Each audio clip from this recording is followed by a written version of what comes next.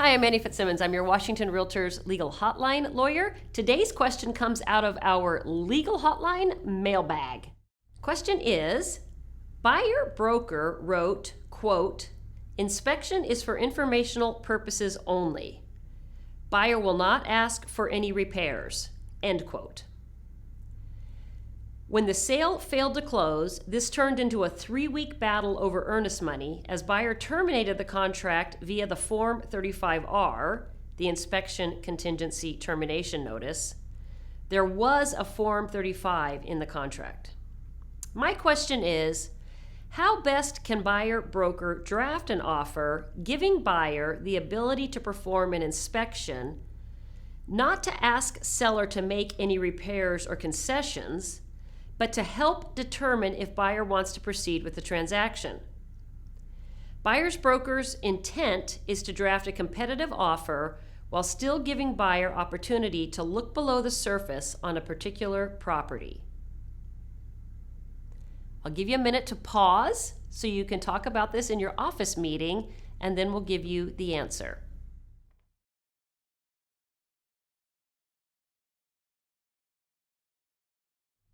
The answer is, don't do this.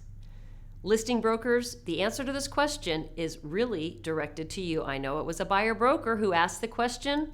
This answer is going out to listing brokers. Why?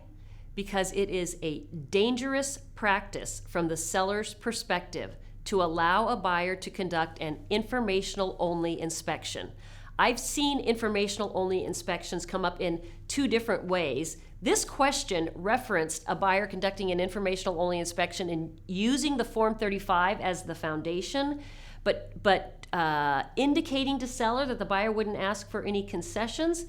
The other and even more dangerous way that I've seen it is for the buyer to enter a purchase and sale agreement with the seller, including no Form 35, and then have the buyer broker come back later and say to the listing broker, buyer's going to bring an inspector through. We know there's no inspection contingency. They're not going to ask for any repairs. They're obviously not going to terminate the transaction, but they just want to know, as this question asked, what's below the surface. Listing brokers, in both scenarios, your advice to your seller should be, it would be a very dangerous practice for you to allow this inspection to go forward.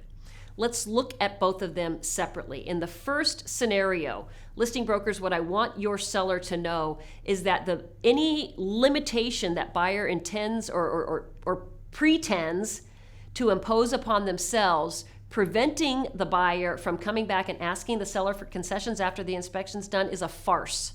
It's meaningless. Why? Because we all should know that any contract between 2 parties can be amended by the 2 parties at any time. And either party can ask the other contract party after mutual acceptance for a concession or for a change in the terms of the agreement. So even if the buyer's purchase agreement says, buyer won't ask for any concessions, but then buyer does an inspection and buyer says, I really want, fill in the blank, whatever the change might be, there's nothing that prohibits the buyer from coming back and asking the seller for a modification of the contract terms. The modification might be, I'm going to ask for modifications after I do my inspection. Although they really wouldn't have to ask for that change in terms. They would simply say, seller, I'd like you to do the following work. And seller can either agree or not agree, or counter, or whatever the seller, whatever any contract party can do in the face of requests from their contract party to make revisions. Because either party can ask for changes at any time.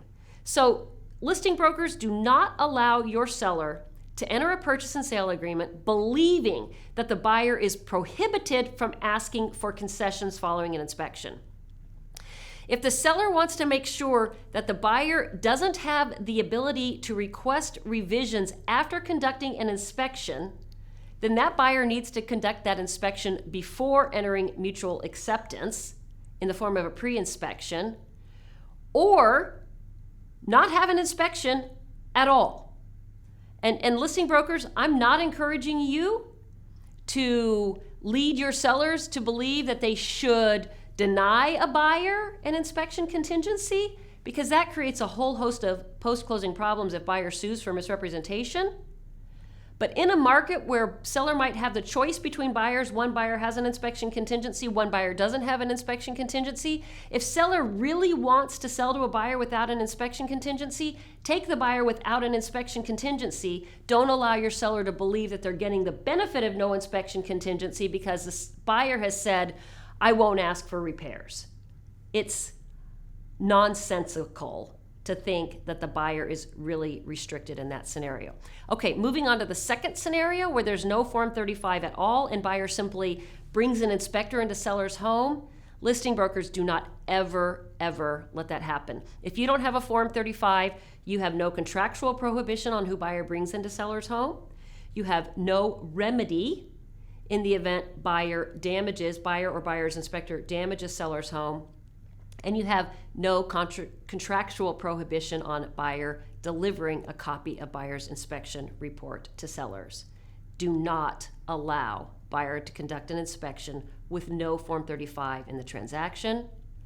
Don't allow seller to believe that they're really getting a restriction on buyer seeking concessions, even if buyer includes that as a contract term, if a Form 35 is included in the transaction.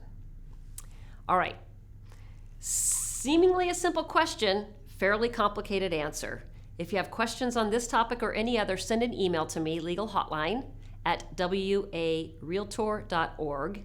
Thank you for being a Washington REALTORS member.